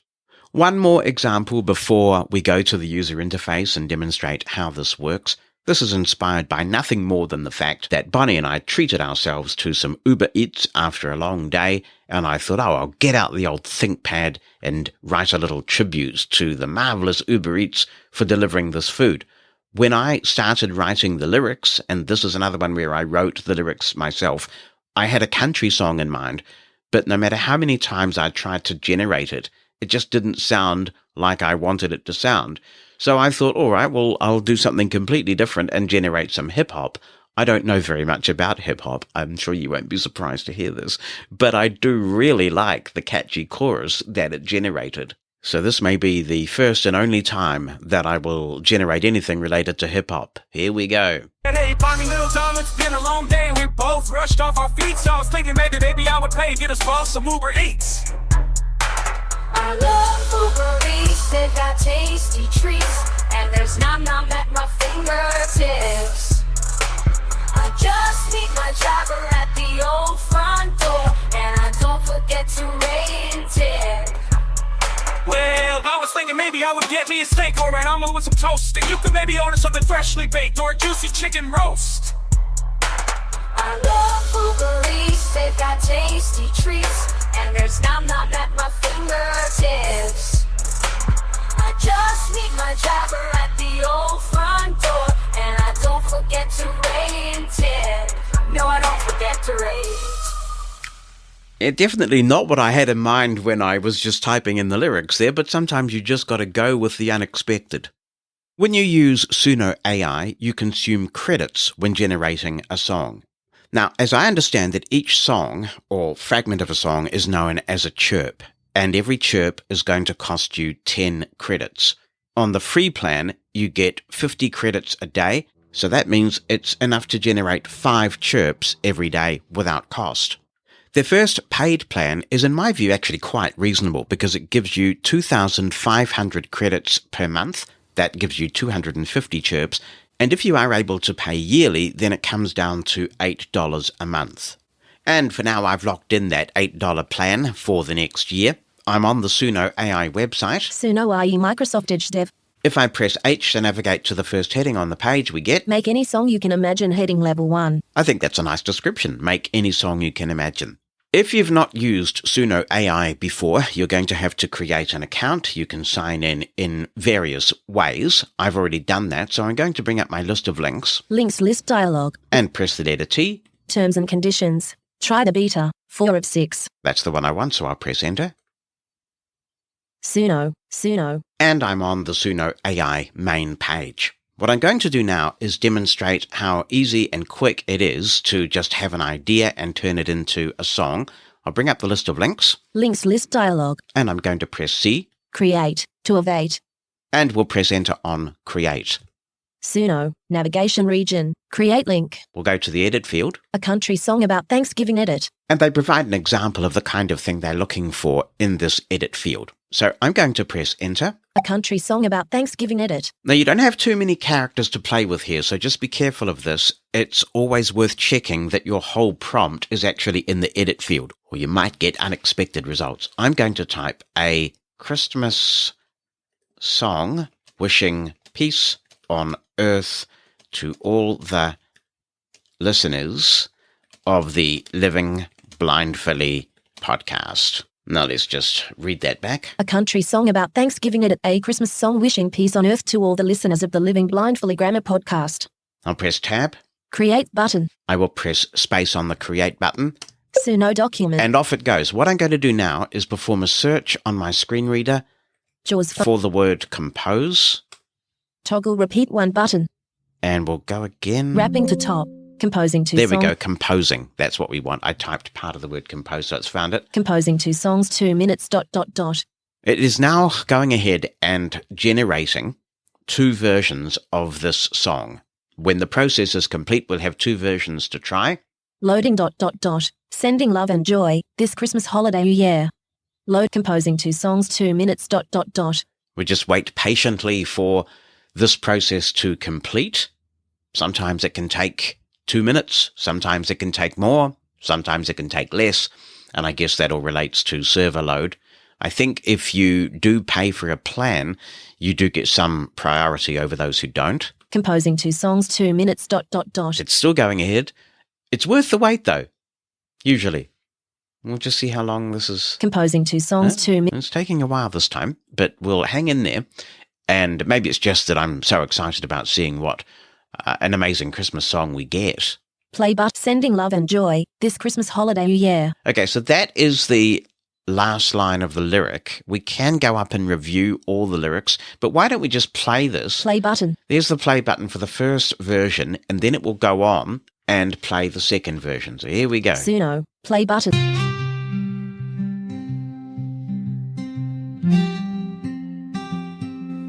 As the snow falls softly, covering the ground, there's a feeling of warmth spreading all around. In this season of love, let's gather close and hold a moment of peace has a message to be told. From the Living Blindfully podcast to all of you, wishing peace on earth, may it always shine through.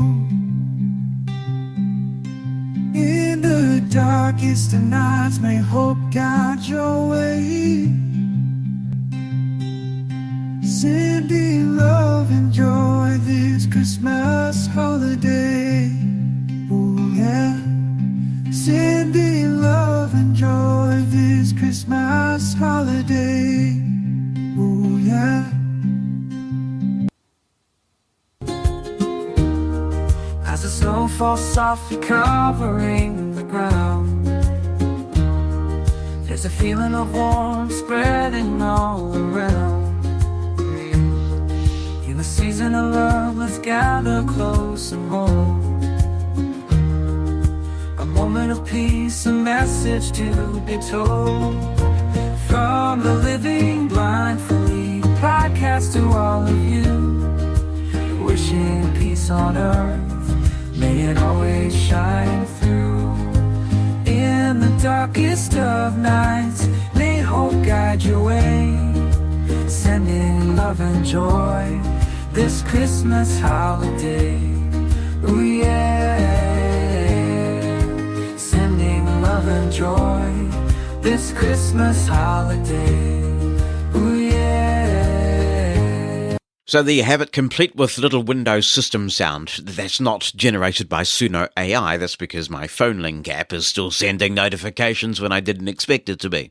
And again, it cuts off very quickly. There are things that you can do about that, and I'll show you that in a moment. You cannot edit the lyrics in this particular mode, so I recommend using the other mode, which we'll get to in a moment. And if you, like me, are in the southern hemisphere and you're not going to get any snow on Christmas anytime soon because you'll be baking in the sunshine, well, that Christmas song is obviously not for you, but we still wish you peace on earth regardless. I am going to bring up the list of links. Links list dialog. Links list view. And I'll press the letter C. Create. 2 of 8. Create custom. 3 of 8. This is a much more powerful mode, and I recommend using this because there's just so much more you can do in here. Navigation region. Create custom link. Now we've got a couple of form fields on this page, so I'll go to the first one. Enter your lyrics edit. You don't have to type complete lyrics if you don't want to, but you can. So if you fancy yourself as a bit of a poet and you want to write all the lyrics, you can just type them or paste them into this edit field. You also can type no lyrics at all. If you're trying to generate a little bit of a music bed for some audio production thing you're working on, this is one way to do that. But what I'm going to do is press enter. Enter your lyrics edit. And I'm going to type something like, with my cane, I'm able, nothing's gonna stop me now. All right, so let's review that. With my cane, I'm able, nothing's misspelled gonna stop me now. Now I'll press tab. Generate lyrics button. What I've done there is just entered a lyric fragment. I haven't entered a complete set of lyrics. So if you do enter a complete set of lyrics, you'll want to ignore this button. But because I've just entered that lyric fragment, I want it to generate some more lyrics for me. So I'll press the space bar. Suno document. And it's gone ahead to generate those lyrics for me. Let's just review the edit field now. Enter your lyrics edit. Contains text. Enter your lyrics edit. Verse with my cane in hand. I'm ready to go. I've got the fire inside. Ready to show. I might move a little slower, but that won't bring me down. I'll keep on moving. Gonna reach the higher ground. Do yeah. I've faced many challenges. I've overcome them all. Chorus. Nothing's gonna stop me now. I'm unstoppable. I'll keep on pushing through. No matter how hard the fall, with my cane as my guide, I'll navigate this world. I'll keep on chasing dreams. Won't let anything unfurl. I'm unstoppable. Unstoppable. Oh yeah. That's pretty yucky, actually, in a number of respects. But if we go to the top of the edit field, top verse, you'll see something here that's important. Left bracket, VERSE, right bracket. This is an example of the kind of thing that you can enter here to give the AI some instructions. And this tells it that this is the first verse of the song. These instructions, or this metadata, are contained in brackets, not parentheses, but actually the brackets. Left bracket. That's what JAWS says for me when I look at that punctuation. You can give all kinds of instructions here, and I'd encourage you to experiment because it's actually quite surprising the instructions it seems to know. And in my experience, if it can't do anything with an instruction that you put in these brackets, if it can't pass it, it just ignores it. So I'm going to pause this and just edit this lyric a bit. All right, well, here's what we have now. Verse with my cane in hand. I'm ready to go, I've got the fire inside. Ready to show all those e-scooters won't bring me down, I'll keep on moving. Gonna reach the higher ground, yeah, I'm living my best life. Comma, I'm moving, grooving, free chorus, nothing's gonna stop me now. I'm unstoppable, I'll keep on pushing through. No matter how hard the fall, with my cane as my guide, I'll navigate this world, I'll keep on chasing dreams. Won't let anything unfurl, I'm unstoppable. Unstoppable, yeah. You heard it say chorus there, and that is also in square brackets. So that sends a signal to the AI that this is, well, obviously a chorus. If I press the tab key now, generate lyrics button, we can generate more lyrics. Enter style of music, edit, blank. And now it wants to know the style of music. Well, that's interesting. Let's try R&B. So I'll type that in, and then Space, generate button, we'll generate it.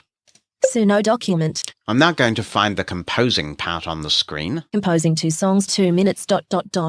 And I will pause the recording so that we don't keep you in suspense for a moment longer than necessary to see what it comes up with these 2 versions that it is now generating. All right, suspense over. Let's hit the play button and hear the 2 versions. Suno, play button. With my cane in hand, I'm ready to go. I've got the fire inside, I'm ready to show. All those scooters won't bring me down.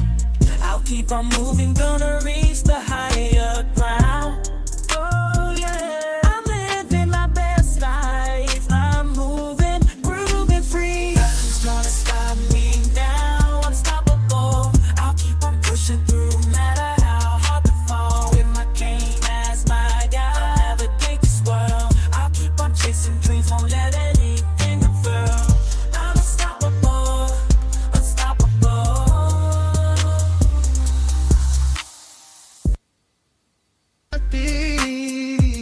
With my cane in hand, I'm ready to go.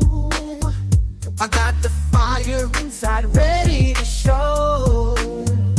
All those e-scooters won't bring me down. I'll keep on moving, gonna reach the higher ground. Ooh yeah, I'm living my best life. I'm moving and grooving free. Nothing's gonna stop me now. I'm unstoppable. I'll keep on pushing through, no matter how hard the fall.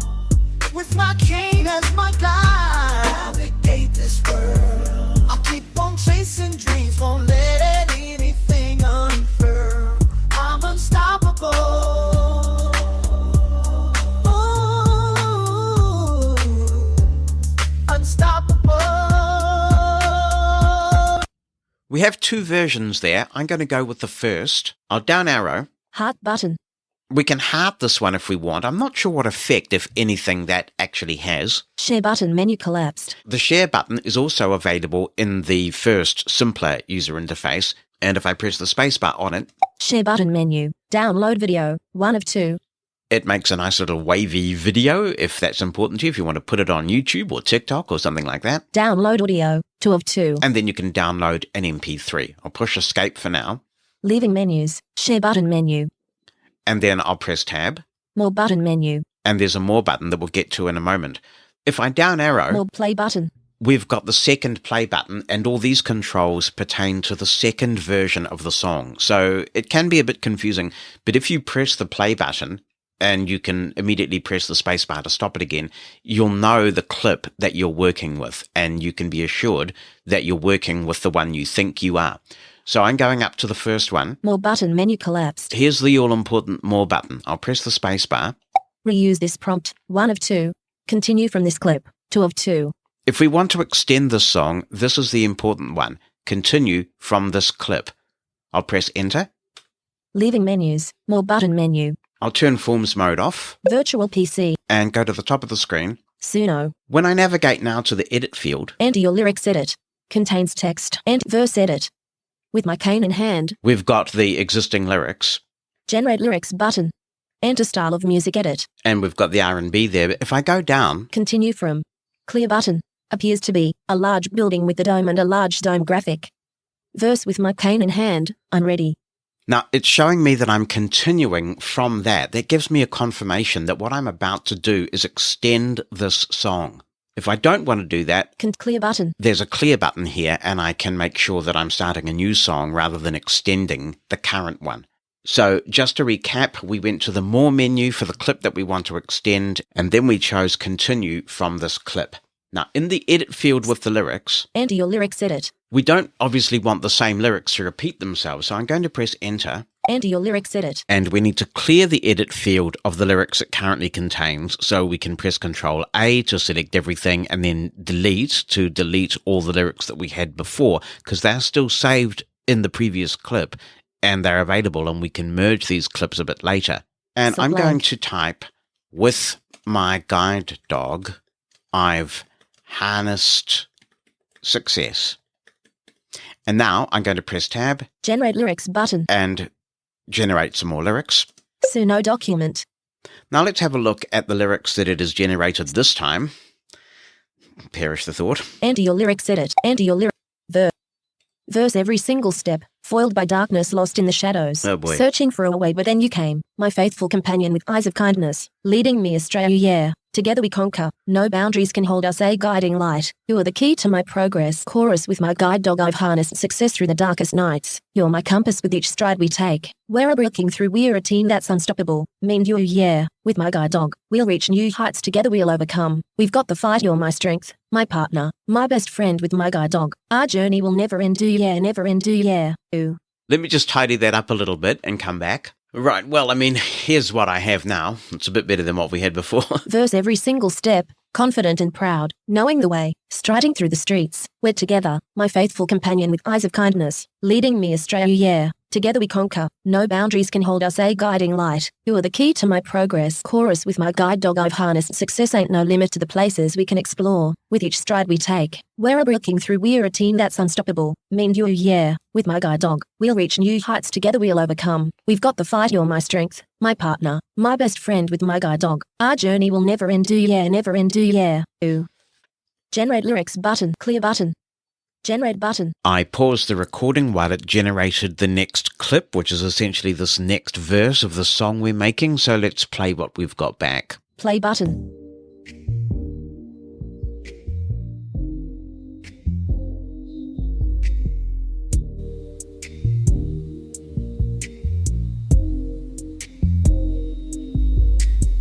Every single step, confident and proud, knowing the way, striding through the streets. We're together, my faithful companion, with eyes of kindness, leading me astray.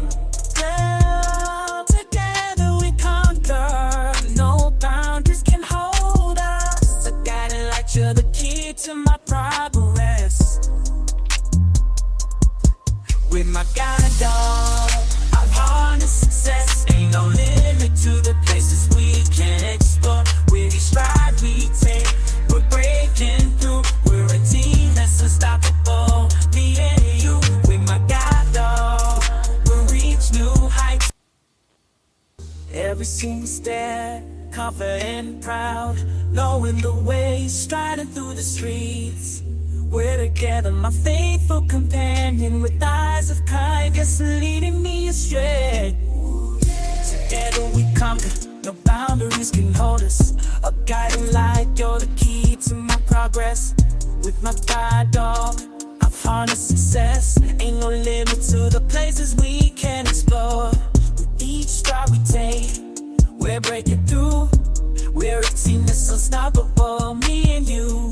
With my guide dog, we'll reach new heights. Together we'll overcome. We've got the fight. You're my strength, my partner, my best friend. With my guide dog, our journey will never end.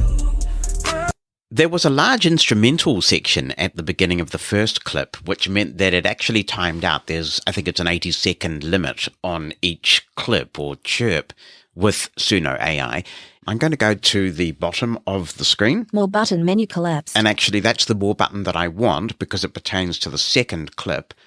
And we're going to do one more generation. Reuse this prompt. 1 of 3. Continue from this clip. 2 of 3. There's a third option now. If you recall, there were only 2 before, but now there's a third. Get whole song. 3 of 3. What that will do is stitch the 2 clips together that we've just put together, but we're not done yet because we don't yet have an outro. Continue from this clip. 2 of 3. I'll press enter. Leaving menus. More button menu. And we'll go back to the edit field. Virtual P. Suno. Enter your lyrics edit. Enter your select blank. I've just cleared the lyrics field. What I'm going to do now is type a left bracket and then the word outro. O-U-T-R-O. And then a right bracket. Let me just confirm I have that. Left bracket, O-U-T-R-O, right bracket, blank. That's telling Suno.ai that we're wrapping it up. And we've got now... Top, outro.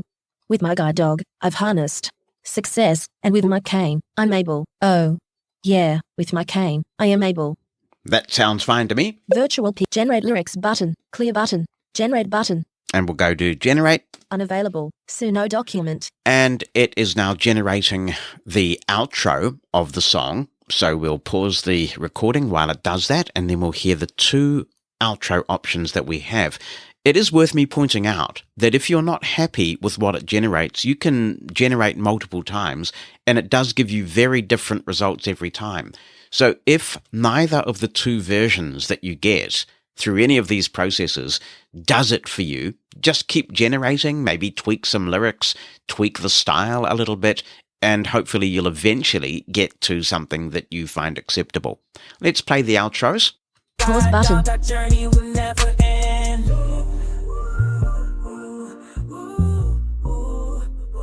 That journey will never end. With my guide dog, I've harnessed success. And with my cane, I'm able. Oh yeah. With my cane, I am able.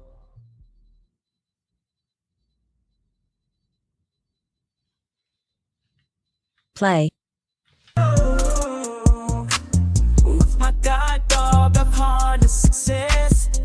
And with my cane, I'm able. Oh yeah. With my cane, I am able. Play. Well, that cut off really quickly, the second one. I'm not sure why we got a little fragment of the previous lyrics, but what I'm going to do is go with the first one. More button menu. We'll go to the more button. Reuse this prompt. Continue from this clip. Get whole song. 3 of 3. And we want to choose get whole song. Leaving menus. More button menu. And if I search on the word clips at this point. Virtual. Link my clips. Putting clips together ... So it's going ahead and combining those 3 fragments, and then we will have a song. So let's now play what Suno.ai ultimately came up with. Play button. With my cane in hand, I'm ready to go. I've got the fire inside, I'm ready to show. All those scooters won't bring me down. I'll keep on moving, gonna reach the higher ground. Oh yeah, I'm living my best life. I'm moving, grooving free. Nothing's gonna stop me now, unstoppable. I'll keep on pushing through, no matter how hard the fall. With my cane as my guide, I'll navigate this world. I'll keep on chasing dreams, won't let anything unfurl. I'm unstoppable, unstoppable. Every single step, confident and proud, knowing the way, striding through the streets. We're together, my faithful companion, with eyes of kindness leading me astray. Together we conquer, no boundaries can hold us. A guiding light, you're the key to my progress. With my guide dog, I've harnessed success. Ain't no limit to the places we can explore. With each stride we take, we're breaking through. We're a team that's unstoppable, me and you. With my guide dog, we'll reach new heights. Together we'll overcome. We've got the fight. You're my strength, my partner, my best friend. With my guide dog, our journey will never end. Oh, oh, oh, oh.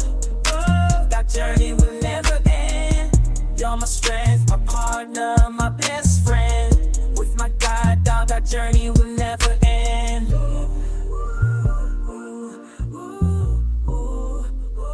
That journey will never end. With my guide dog, I've harnessed success, and with my cane, I'm able. Oh yeah. There you go. And if you want to, Heart button. you can Share button. Menu collapse. share it Download video. 1. Download audio. and download 2. audio. Downloading 976 C9DD 448 D2 475 FB 128 E52 C 52120 dB 0.mp3 2.1 megabytes. Downloads completed. And there we have the MP3 file with a very cryptic name, so I suggest you go and give it a name that makes sense to you. I've got a bit of a collection of Suno.ai clips that I've put together. It's a fun thing to play with. There are lots of things to explore. Don't be afraid to try using meta tags, and it's particularly important to be quite descriptive about the kind of music that you want, and it does seem to be very responsive to that. So that is Suno.ai. That's the website to go to if you want to play with this, suno.ai. Living Blindfully is brought to you in part by Aira. That's the service that offers professionally trained agents to give you sighted assistance anytime, anywhere. It's good to see Aira now being offered as an accommodation in an increasing number of workplaces. There are so many ways that this can be useful, from getting past an inaccessible website, to navigating an unfamiliar building, to have someone read you a piece of paper and even take notes on that document, sending it to you later. When your workplace funds Aira as an accommodation, you can say goodbye to relying on sighted co-workers or apps that may not provide the accuracy or speed that you need on the job. Aira can improve your productivity, efficiency, and independence in your workplace. And when you advocate for Aira to be available in your workplace, you're not only improving your own productivity, you could be helping to make a dent in our high unemployment statistics. We're already seeing that workplaces that embrace the need for visual interpretation tend to hire more blind people. Win-win. Aira will work with you to advocate for your workplace to offer sight on demand. You can email them to make an appointment so an expert at Aira can help make it happen. The address to contact is access@aira.io. That's access@aira.io. Hi, this is Mike May giving you a heads up that if you're ever prompted to change your Amazon password and you're invested in mini soup drinkers, don't do it. The problem is that every one of your devices that's linked will need to be re-entered with the new password and re-linked. In our houses, we share an account and have 25, 30, 40 different devices, and they all had to be not just re-entered with a password, but in a lot of cases, the whole wizard was created all over again. For example, in the older Echoes, you can't just tell it to hook to your existing Echoes. You have to go through a whole setup. Same thing with the Fire TVs. Another tip while I'm at it is to try to standardize on a particular brand, let's say light bulbs. If you choose different brands, then you have to install different apps and link them separately. And then when they go out or they get disconnected, you've got to reconnect them all over again. I really like the Amazon Basics light bulb because it doesn't require a separate app. Same thing goes for shades. We have one by Hunter Douglas that's on PowerView app and another one that's on Neo Smart Blinds. It's a real pain when you have to try to remember the interfaces in these different things when you don't use them very often. This home automation stuff can be tricky and complicated. I'm a big fan of taking notes, but don't always take quite enough, particularly when it comes around a year or two after I made an installation.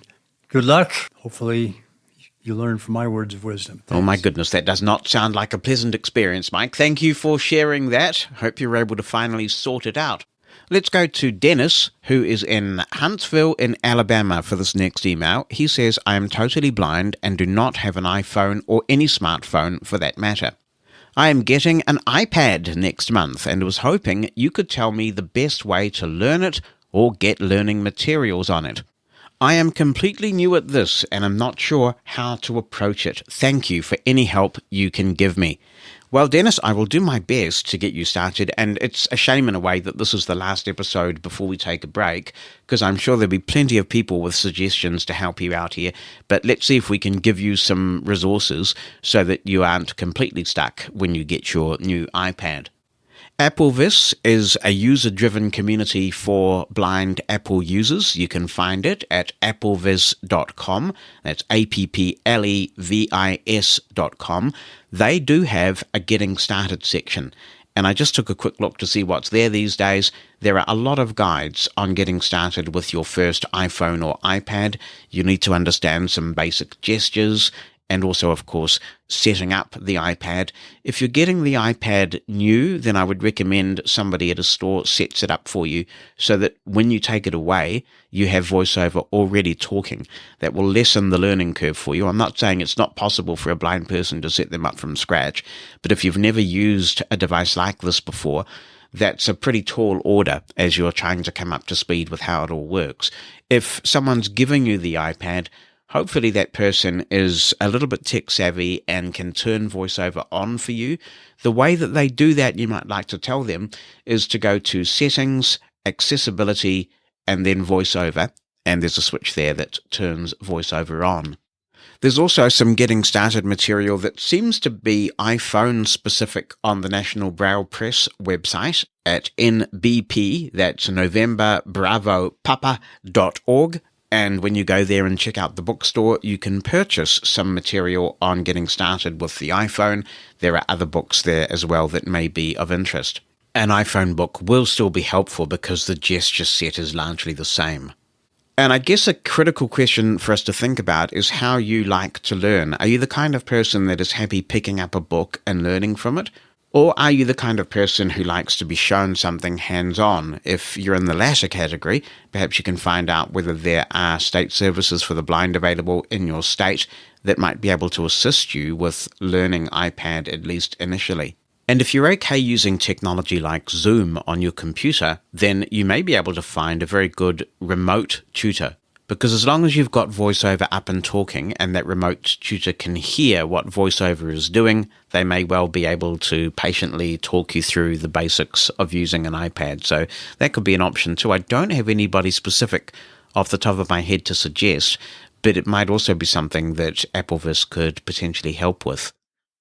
If you don't mind joining email lists, there are plenty of email lists available where blind people discuss these products, and there's a directory of helpful technology lists available at toptechtidbits.com.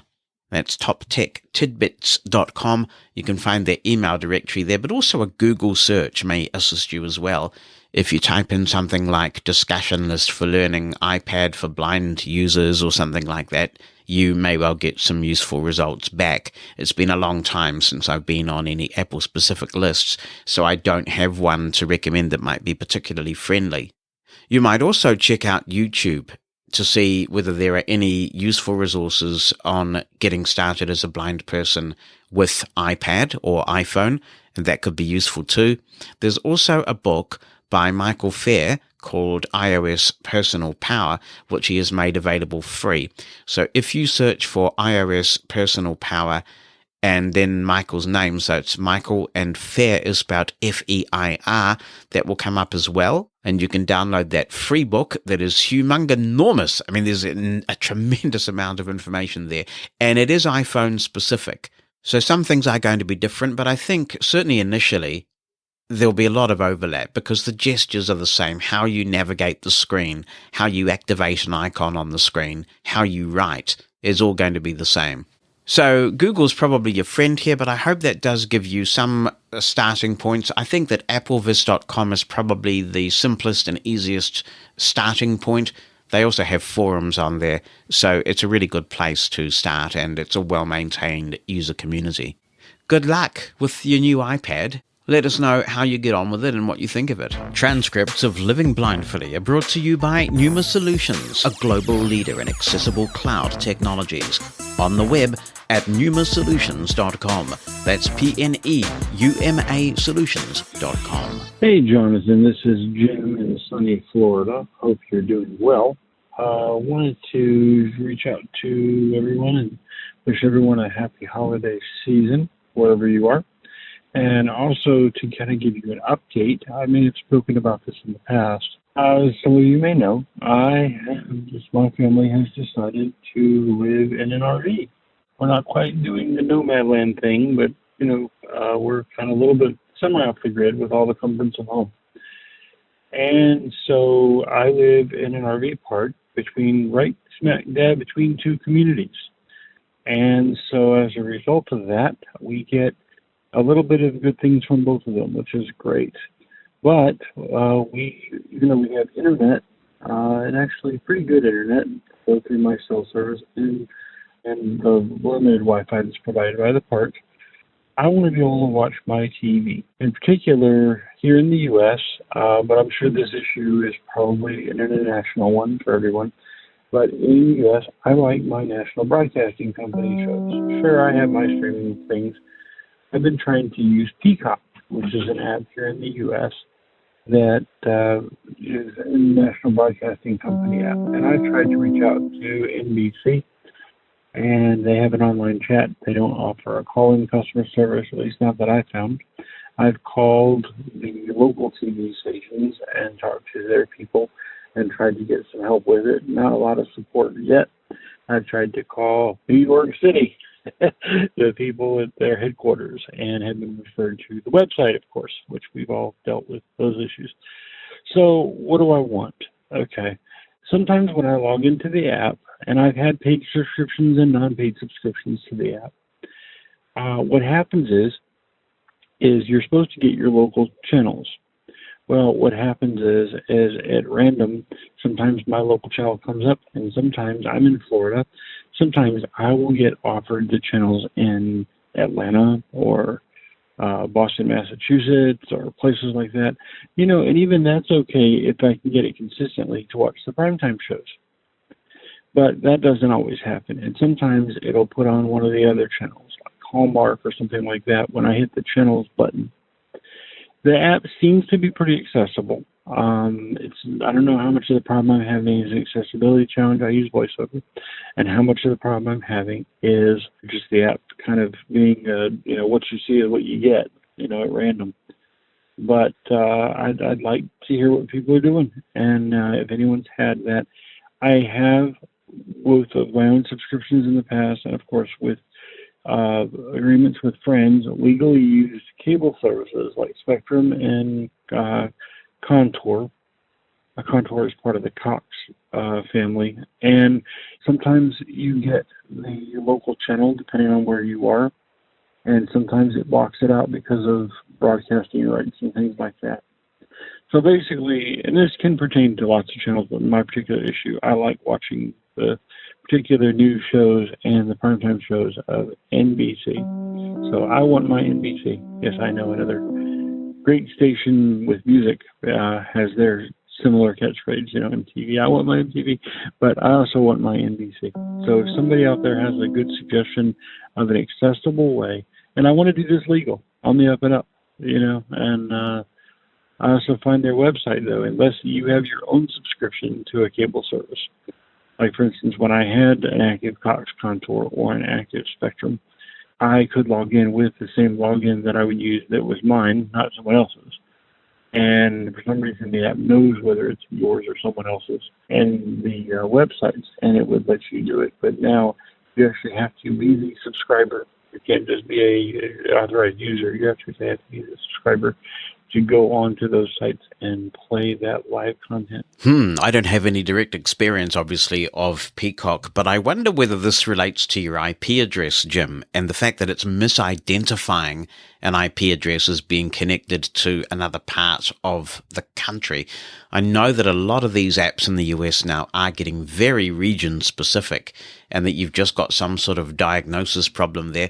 But if anybody can help you out, we will certainly play anybody's responses, opinion@livingblindfully.com. When we come back at the end of January, our first episode for the new year will be on the 28th of January, 2024. So we might think of this as the big cliffhanger ending to the current series, you see, just like they might do on NBC, where Stop it, I tell you. Where they have a big cliffhanger ending, and you have to wait for the answer in the next season or something like that, because that is where we are wrapping up for Living Blindfully for 2023. I'm going to close with something fun that was sent to me.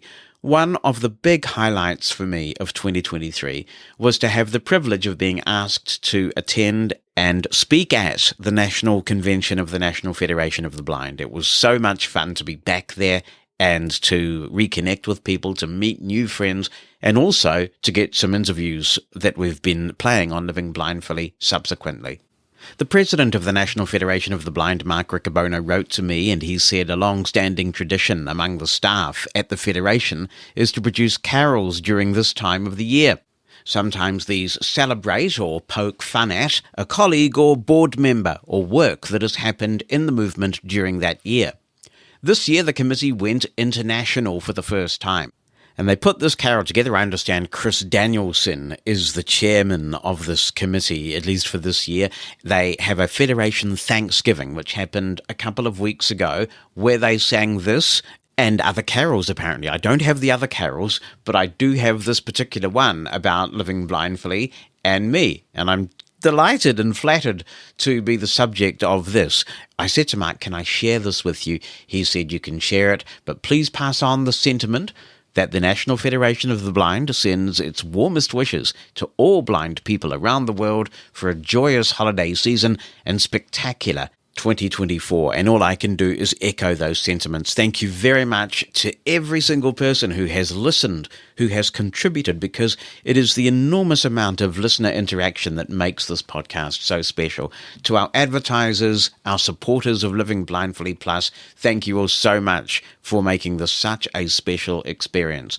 And of course, we end the year with a little Living Blindfully team. So I want to thank Hannah May Aldeza for working the magic on the transcripts. You will have seen the quality of the transcripts improve substantially since we became Living Blindfully. Hannah is the reason for that. She does a meticulous and thorough job, and Hannah, I really appreciate it. If I had to listen to everything I say and type it all up, I think I would freak myself out. So thank you very much. And also to Derek Lane, working the magic with the audio so I don't have to listen to myself more than necessary with some of those long and complex interviews. Really appreciate your help and expertise, Derek, as well. We do have some stuff in the can that I could not get to before we all break up for the summer break. So that'll be coming up in January. And also we will be accepting contributions written down or in audio to opinion@livingblindfully.com or 86460-MOSEN over the break so that we can come back with a full and vibrant episode when we return on the 28th of January 2024. That is when Plus subscribers get it. It'll be available free to everybody else 3 days later. So have a wonderful break. I intend to recharge. I hope you get that opportunity as well. And we'll go out with this carol from the National Federation of the Blind. At National Convention in 2023, Jonathan did present a speech on living blindfully.